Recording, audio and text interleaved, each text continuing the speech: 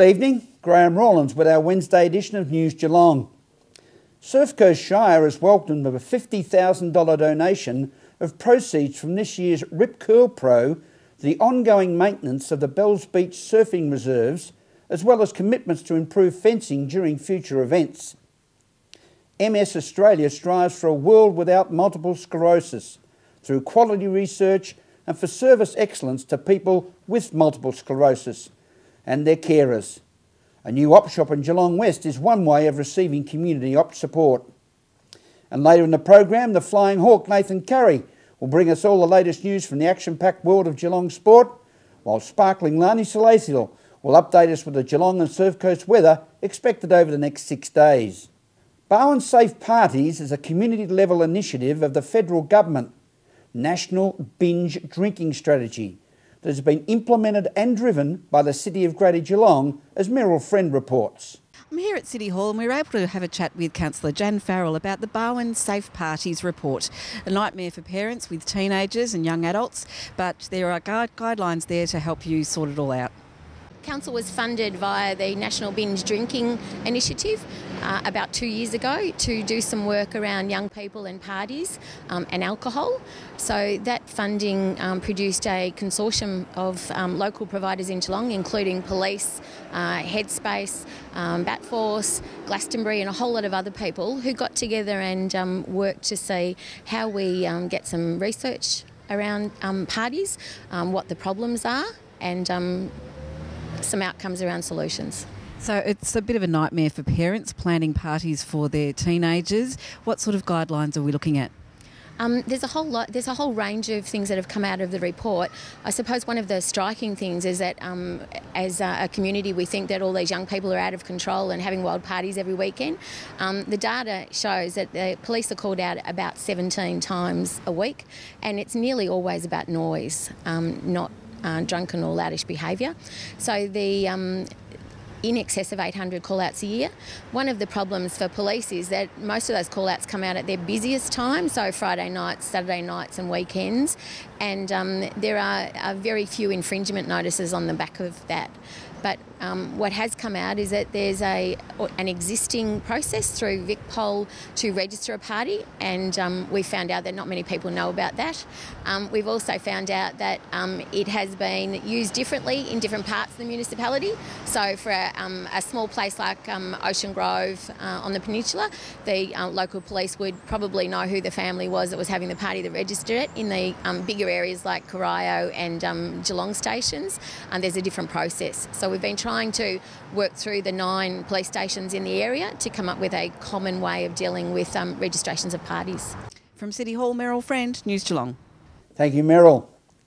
The announcement of Rip Curl and Surfing Victoria providing $50,000 from the 50th Rip Curl Pro's proceeds gave the Surf Coast Shire the opportunity to further protect vegetation and sensitive areas of the reserve during events, as Ian Nichols reports.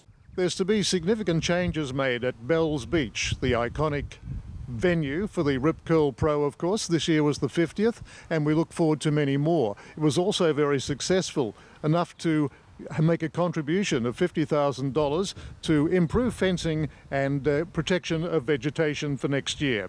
We're talking with the Mayor of the Surf Coast Shire, Dean Webster. The Rip Curl Pro this year, and being the 50th anniversary, was the most successful event ever.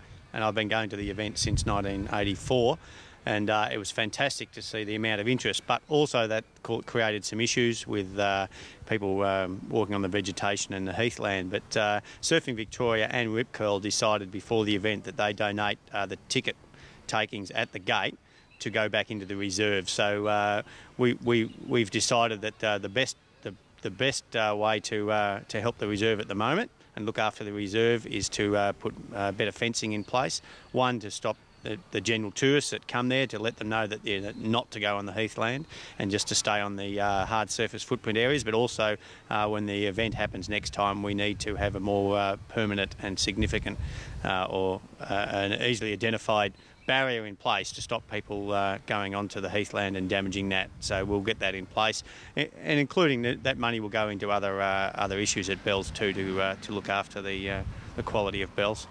Well, there's no doubt this is an event that grows in stature each and every year, and it will be a significant improvement and just add to better management of what is becoming a huge sporting event. Yes, that's right. It's one of the top 5 iconic events in Australia. And also Bells as a whole is under a lot of pressure at the moment. It has been neglected, I'll admit, over the previous years, but in recent years we've directed a large amount of funds in partnership with the state government, putting new sewage lines on there to remove the old septic tank system. We're fixing up drainage issues, so there's a lot of work to be done at Bells without turning it into a tourist mecca, as some people may say. Bells Beach will always keep it as its pristine natural state, and any signage and interpretation and fanfare about Bells will happen at Surf World Museum here in Torquay, where it should. With good news for Bells Beach, this is Ian Nichols reporting from the Surf Coast Shire. Thank you, Nico. Vic SES are in the final stages of preparation as they send a team of volunteers to compete in the Australasian and World Road Race Rescue Challenge being held in Wellington in New Zealand next week, taking on a range of competitors from around Australia and the world. Meryl Friend reports. We're here in Moolap at a temporary training facility for the South Barwon SES, and there are 6 of the team who have been selected to go over to the World Emergency Games in New Zealand. We're able to see a few of the drills and find out what it's all about. It all came about, Vic SES are heavily involved in rescue competitions, so this one's being held in New Zealand. It's the Australasian and the World Championships held concurrently in Wellington, so it's a great opportunity for the guys to go over there and hone their skills and compete against world rescue organisations. And so what process has led up to this point? We had a competition with Gisborne unit, and we have a composite team of South Barwon and Portland members.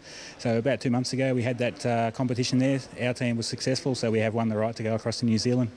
And so what's going to be involved? What sort of drills are you involved with? Well, basically the setup is exactly what you see on the road. It does mimic the scenarios we see in road crash rescue. So, and we do get to deal with new cars, which is something we don't always get to train with due to costing and other reasons. So it's a fantastic opportunity to really get in there and do what's involved in real life. And it is all indoors? It is all indoors, luckily in New Zealand. So their weather has been a little bit inclement lately. So yeah, it is all indoors. So we're rapt about that as well. Yeah, we're really very excited. We've been training for quite a long time and given plenty of hours to our training, so really looking forward to just getting over there and having a go. So how long have you been volunteering? Just over 6.5 years with South Barwon unit. And it's pretty unique. You're the only female on this team? Yeah, there's plenty of girls in the service, but the only one in this team.